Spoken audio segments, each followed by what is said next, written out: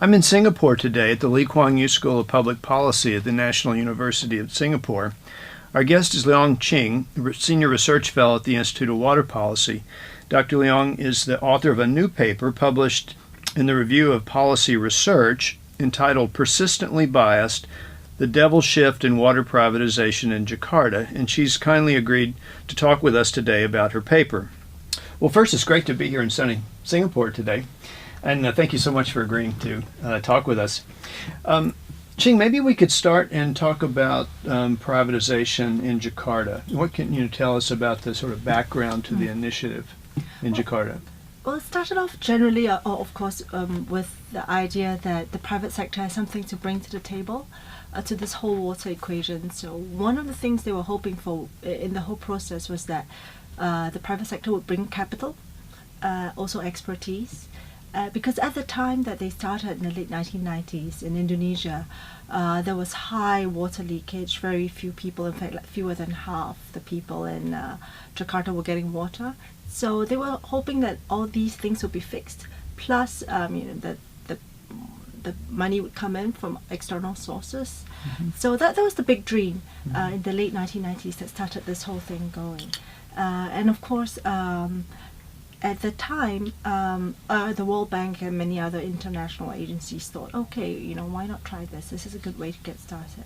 Mm-hmm. So that was the Jakarta story at the start. And who were the private operators? Well, two of them at the time, Thames, and then the British started first, and then later it was persuaded that the French were also getting in. They were sort of having the benchmark that they divided into half, and one would take. So this was following the Manila concession. Yes, that model. The Manila model was being followed in Jakarta. Was that a conscious decision? Yeah, I think because international agencies, they had the same kind of frame, because the benchmark competition was a paradigm very much in fashion at the time. Because if you had one, you really had monopoly, and somehow they thought a duopoly was a better way to go. How did they divide Jakarta? Well, east and west. East and west. Yes, sort of a butterfly, roughly. Yeah. And then, that's it. But both sides got 25 years concessionary contract. And that's the funny thing, that the negotiation for the contract itself took a very long time, and it was intractable for a long time until the higher ups and ministers actually stepped in to do it. So you can already see before the whole process, before the contracts even got underway, that on the ground there was a lot of resistance for this process. What were the main issues that sort of prevented the negotiations from moving forward? You said they went real slow. Yeah, well, of course, there was all the politics of it, right? That generally, when water as being essential to life, the idea of privatizing something like that already has its own problems. But the contract itself, the terms that were demanded by the operators or for the operators were thought to be quite onerous. The fact that they had a 22% internal rate of return, that's one. Mm-hmm. And the second one was, this is kind of real funny thing, that there's a difference between the water tariff and the water charge. The water tariff being what the consumers would pay, and the water charge being what the private operators would get. And in the middle, of course, is the government.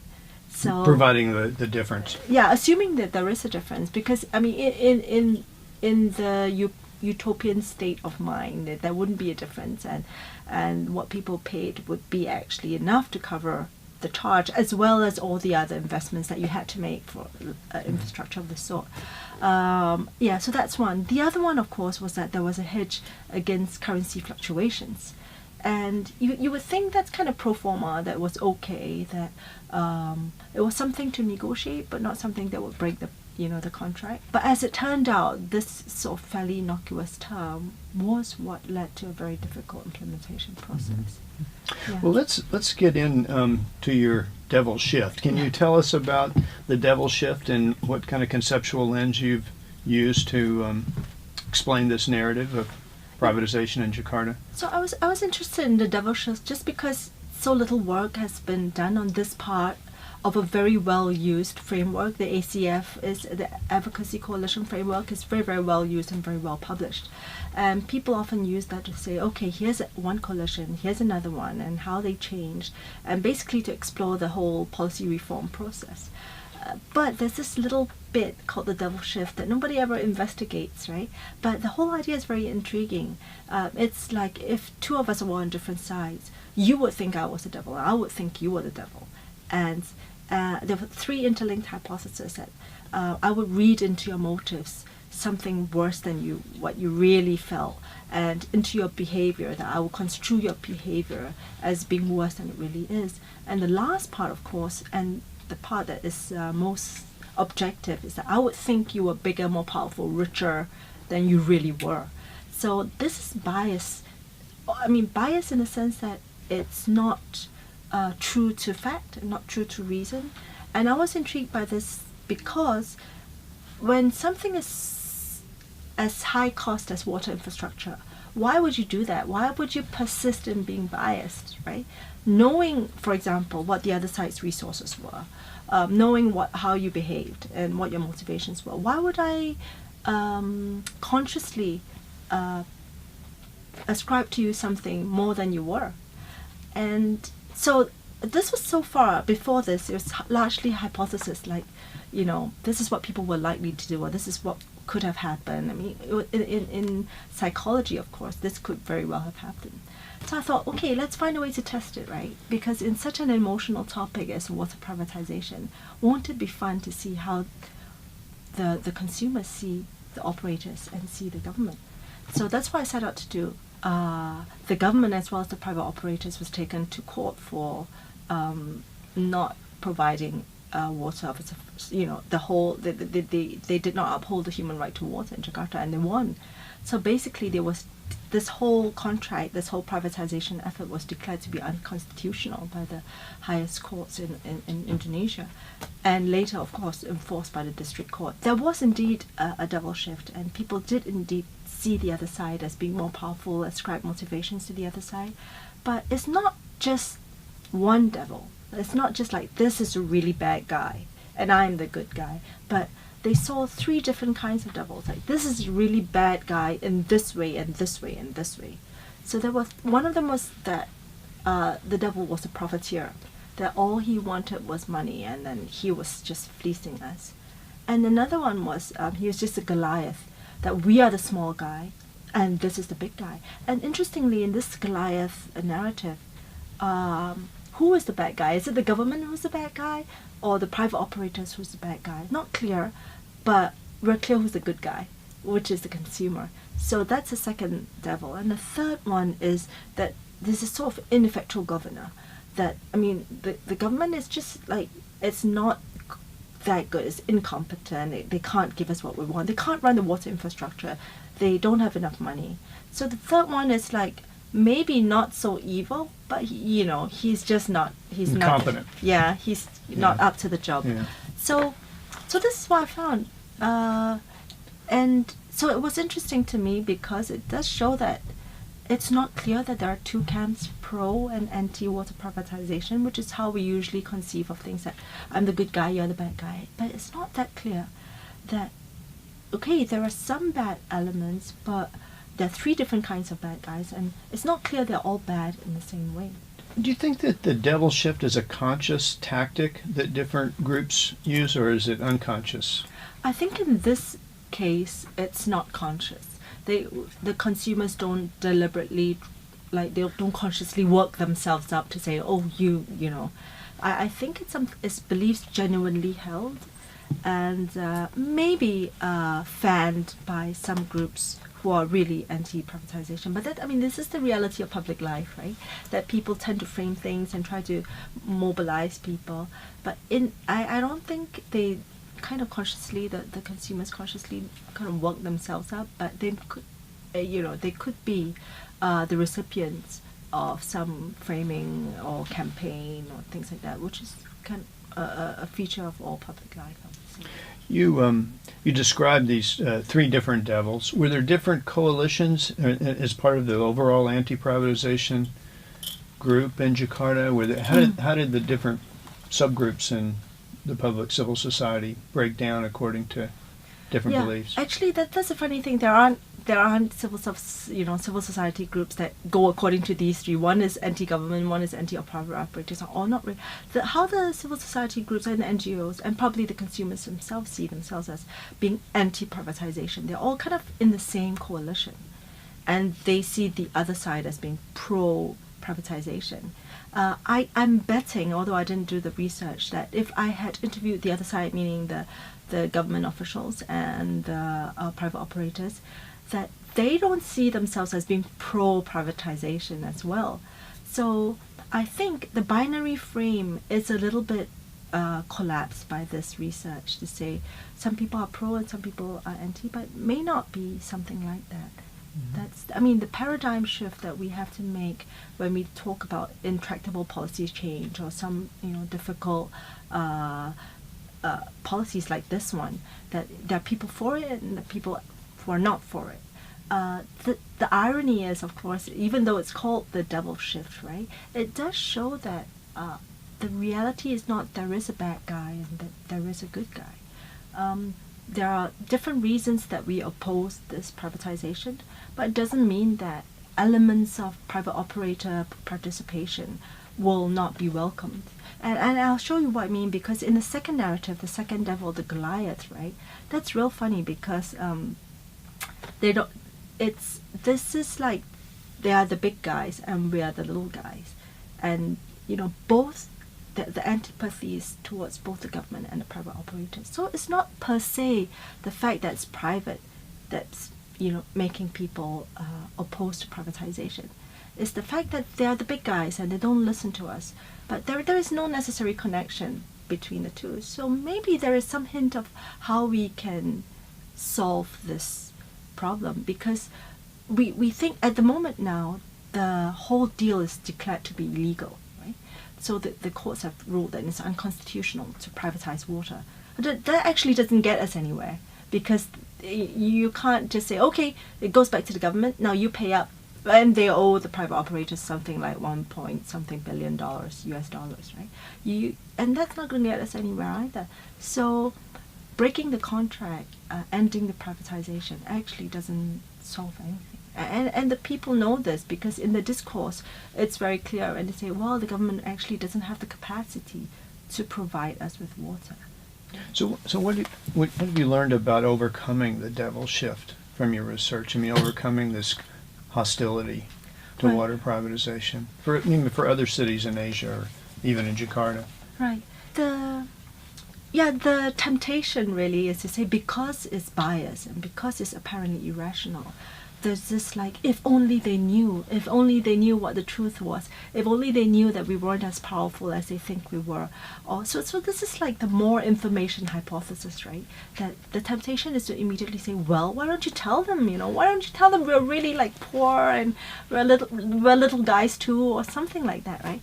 But I would say this temptation must be resisted, because I don't think people need more information, right? I think, or maybe it's just me because my studies are really perception studies. I really think that if we are to overcome this problem, the problem is one of framing. That if, let's say, I do think among the three devils, the second one offers the most hope for change. If really the perception is the little guy against the big guy, right? Why not show what is the element that you need from the private operators? What are you most unhappy about? And what can be done? So to reframe it as a sort of partnership, really, and to see what the coalition could come. Within the ACF itself, there is Coalition B, Coalition A, and the policy brokers. We kind of think that the policy brokers are the policy entrepreneurs, people who want to change and reform and bring the two groups together. But this research shows that maybe, this policy brokers is just a matter of framing, right?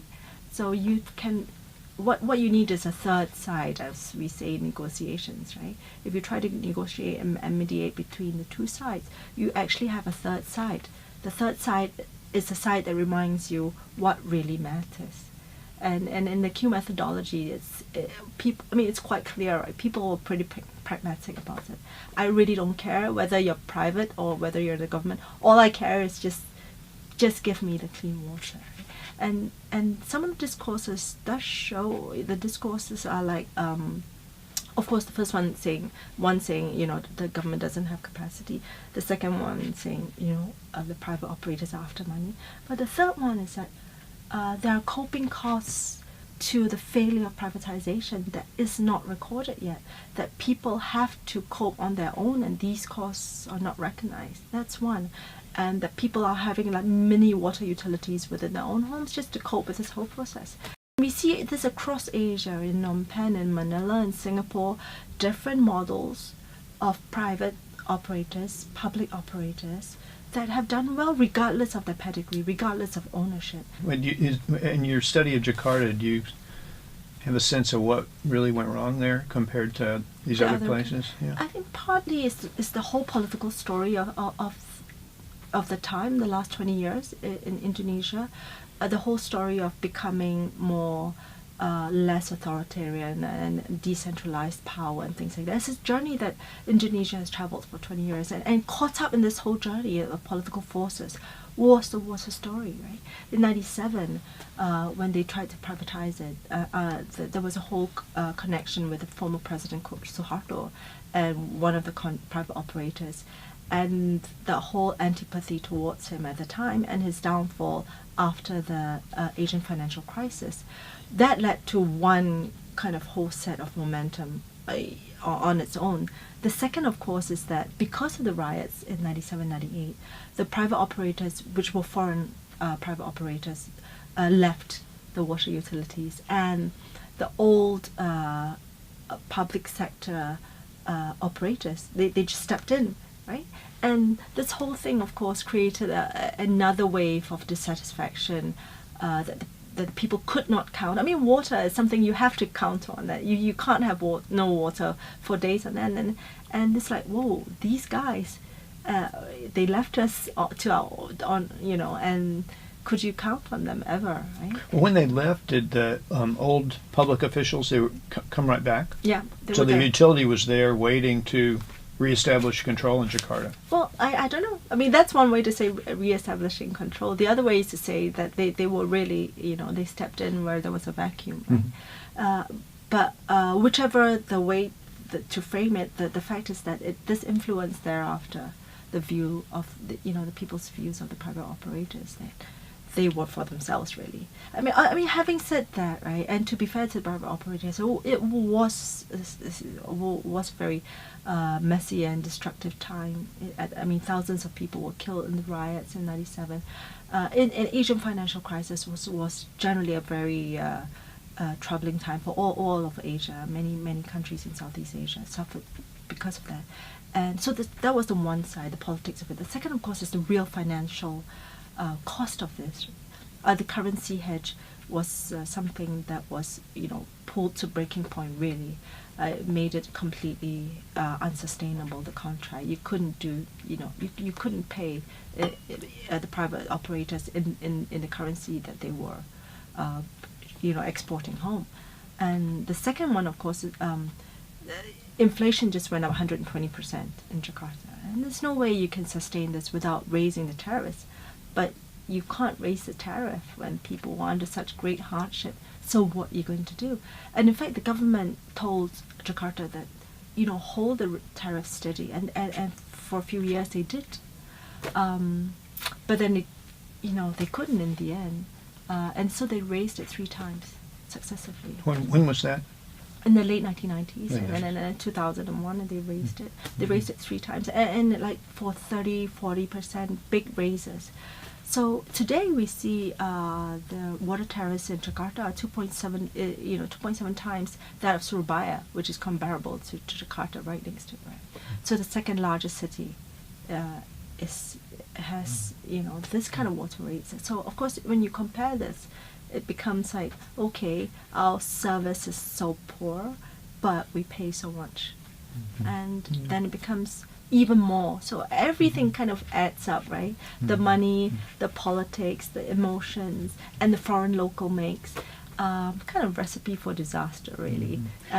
So that accounts for. I want to come back to this idea of the devil shift again, and I just remember that Ik Song Chong in Phnom Penh was also called a water devil. Now we think of Phnom Penh as a success story in the water business, but where does this devil idea come from? Yeah. No, so this is interesting, right? I researched the Phnom Penh Water Authority, but I didn't do the same research on the devil shift. But I'm betting that he would be the bad guy in the story because he did several unpopular things from the start. He was part of the government water utility at the start, but he ran it with a very private sector discipline. He charged water according to use. In the past, it was a flat rate, and he charged a fairly high level of water tariff. Which of course made people terribly unhappy, and he of course was the bad guy, the water devil, right?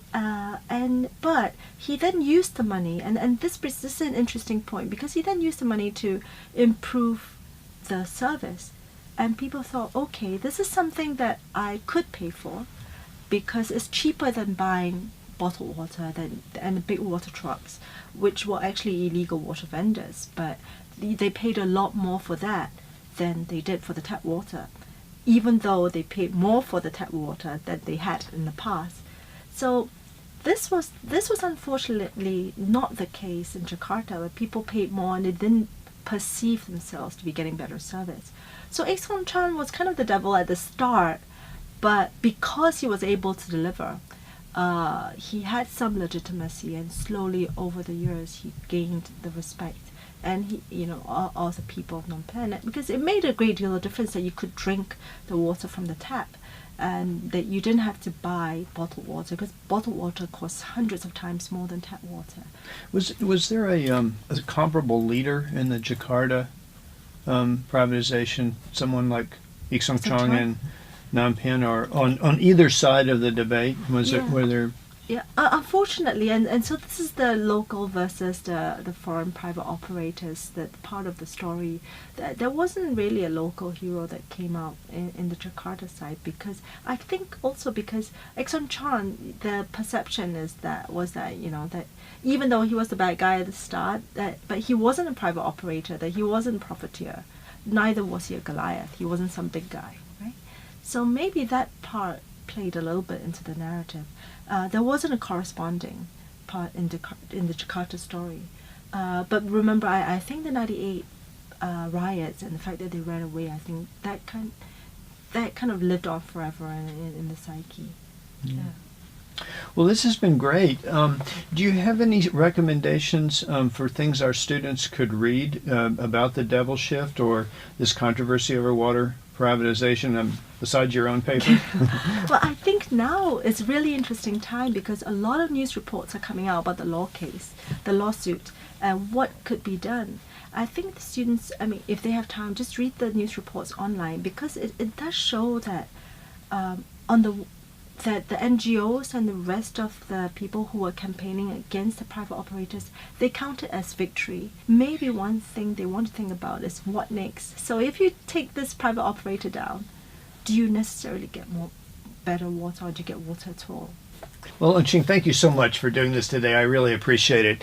And we will get everyone a copy of the paper so you can read it yourselves.